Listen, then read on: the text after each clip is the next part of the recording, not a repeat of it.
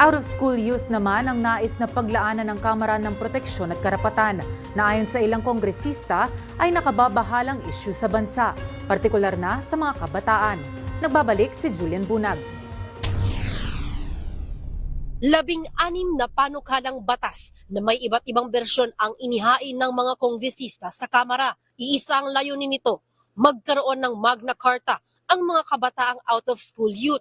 Kabilang sa mga naghain ng kanilang mga bersyon ng panukala, sina Akbayan Party List Representative Percy Sendanya at Taguig Pateros Lone District Representative Ricardo Cruz Jr. Anila, layunin nitong kilalanin at protektahan ang karapatan ng mga kabataan nang may tamang gabay sa pag-abot ng edukasyon.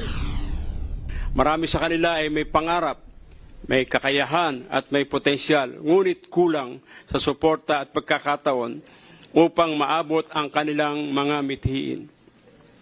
This proposed Magna Carta seeks to adopt a comprehensive and right-based approach in addressing the needs of our OSYs. Ngayong panahon po ng graduation, sana ikilalanin po natin ang mas maraming bata na hindi nabigyan ng oportunidad na makapag-aral, makapagtapos at makapagmarcha. Something that they deserve, much as all those who finish school during this season. Nakababahala naman para kay Representative Sendanya ang bilang ng mga out-of-school youth sa bansa. Anya, isa sa 5 bata na may edad 5 hanggang 24 na taong gulang ang huminto sa pag-aaral. Katumbas yan ng 20%. Ibig sabihin, paglabas natin dyan, bumilang tayo ng 5 bata, may isa po doon, most probably out-of-school youth.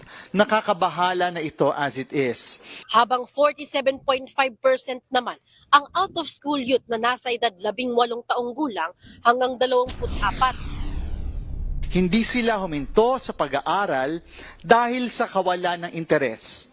Hindi po sila tambay, hindi sila pabigat, hindi sila batugan, at mas lalong hindi sila walang pangarap sa buhay. Humihinto sila dahil sa kawalan ng baon, kawalan ng pamasahe, ng pangtusto sa kanilang school requirements.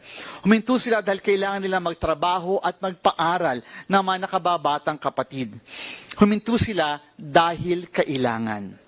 Kaya naman ang panawagan ng kongresista, kinakailangan ng whole government approach para tuluyang mapababa ang bilang ng mga out-of-school youth sa bansa.